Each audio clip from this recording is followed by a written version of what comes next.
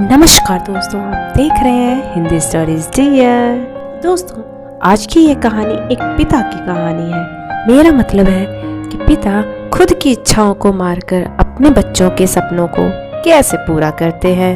दोस्तों, आज की कहानी की ओर बढ़ने से पहले अगर आप हमारे चैनल पर नए आए हैं तो सब्सक्राइब करना और घंटी के बेल आइकन को भी जरूर दबा दें। तो बढ़ते हैं आज की कहानी की ओर। जब मैं घर से गुस्से में बड़बड़ाते हुए निकल आया था और बस स्टैंड की तरफ आगे बढ़ने लगा, मैं मन ही मन बड़बड़ा रहा था।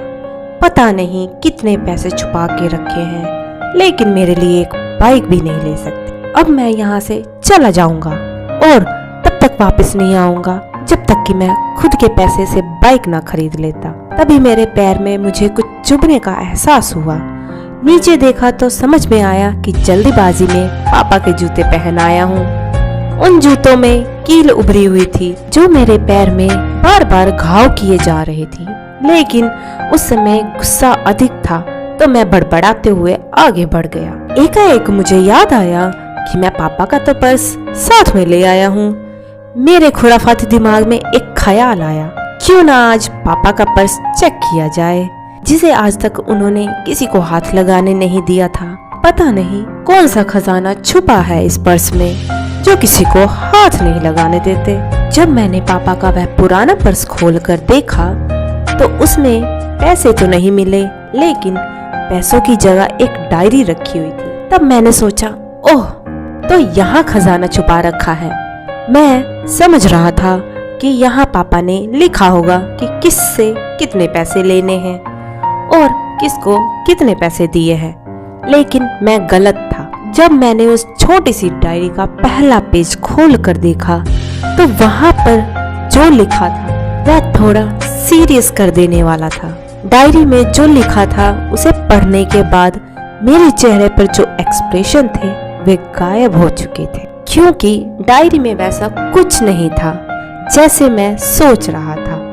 वहाँ पर उन पैसों का हिसाब लिखा हुआ था जो अलग अलग कामों के लिए अलग अलग लोगों से उधार लिए गए थे।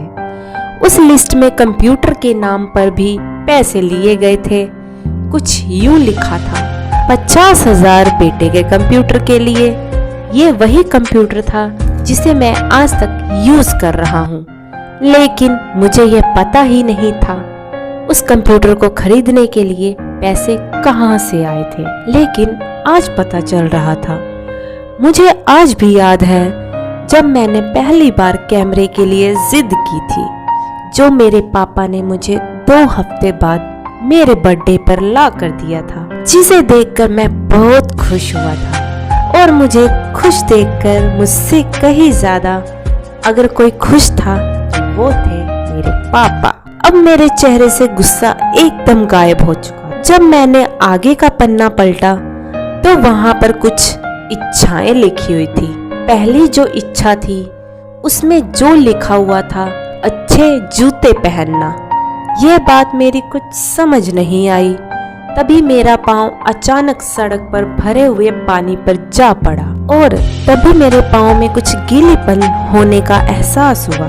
तब मैंने जूता उतार कर देखा तो उसका तला टूटा हुआ था। यह देखकर मुझे डायरी में लिखी बात याद आ गई। तभी मुझे माँ पापा की कई बातें भी याद आ रही थी कि कैसे जब माँ कहा करती थी पापा से, अब तो जूते पुराने हो गए हैं, नए ले लीजिए, तो पापा अक्सर कहकर टाल दिया करते थे, जूते अभी और चलेंगे, अभी कुछ दिन पहले तो लिए थे। मुझे आज समझ आ रहा था कि कितने दिन और चलेंगे। साथ ही साथ यह भी समझ आ रहा था कि पापा पर्स को छुपाकर क्यों रखते थे। तभी उस डायरी को पढ़ते हुए बस स्टैंड पर पड़ी बेंच पर आकर बैठ गया। जब उस डायरी का आखिरी पन्ना बचा हुआ था, उस पन्ने को जब मैंने पलट कर देखा तो वहां कल की डेट लिखी हुई थी। तारीख के नीचे लिखा हुआ था 50,000 रुपए बाइक के लिए। बस इतना पढ़ा और दिमाग सन्न रह गया। अब मेरे मन में कोई शिकवा गिला नहीं बचा था, बस मेरी आंखों से आंसू बहे चले जा रहे थे। मुझे आज तक नहीं पता तब मैं क्यों रोए जा रहा था। अब मैं जल्दी से घर की तरफ भागा, लेकिन जूतों की वह कील पाँव में अब तक घाव बनाने में कामयाब हो चुकी थी। मैंने जूतों को रास्ते में ही निकालकर फेंक दिया और भागते लड़खड़ाते हुए घर जा पहुंचा, लेकिन पापा घर पर नहीं थे। मैं समझ गया वह कहाँ थे। मैं सीधा पास वाली बाइक एजेंसी की तरफ भागा। पता नहीं आज कहाँ से इतनी ताकत आ गई थी कि मैं भागते हुए थक नहीं रहा था, और वह भी बिना जूतों के नंगे पांव। जैसे तैसे मैं बाइक एजेंसी पर पहुंचा। पापा वहीं पे थे। मैंने पापा को दौड़कर गले लगा लिया और मेरी आंखों से आंसू रुकने का नाम ही नहीं ले रही थी। पापा समझ नहीं पा रहे थे आखिर हो क्या रहा है, मैं क्यों रो रहा हूँ। मैंने पापा से कहा, पापा मुझे मोटरसाइकिल नहीं चाहिए, आप अपने लिए जूते ले लीजिए। अब आज से मैं जो भी करूँगा अपनी मेहनत से, अपने बलबूते पर पढ़कर करूँगा। तो दोस्तों, ये कहानी बस इतनी ही थी। ये हार्ट टचिंग स्टोरी पढ़ते हुए आज मेरी आंखें भी नम हो गई। मैं आज आपसे ये कहना चाहूँगी कि ठीक ऐसे ही होते हैं हमारे पिता। हम अक्सर देखते हैं हम अपनी माँ से हर बात शेयर करते हैं और माँ भी इसके बदले हमें बहुत प्यार करती है, लेकिन एक शख्स ऐसा होता है जो हमें छुपकर प्यार करता है। वह होते हैं हमारे पिता। तो दोस्तों, आज की हमारी ये छोटी सी कहानी आपको कैसी लगी, प्लीज़ हमें कमेंट बॉक्स में कमेंट करके ज़रूर बताएं, और ज़्यादा से ज़्यादा इसे अपने मित्रों के साथ शेयर ज़रूर करें। और इसी तरह की स्टोरी सुनने के लिए हमारे YouTube channel Hindi stories dear को सब्सक्राइब करना ना भूलें। और दोस्तों, अगर आपके पास भी इसी तरह की कोई हार्ट टचिंग स्टोरी या इमोशनल स्टोरी या मोटिवेशनल स्टोरी है तो आप प्लीज़ हमारे साथ साझा कर सकते हैं। तो मिलते हैं इसी तरह की वीडियो के साथ नेक्स्ट वीडियो में।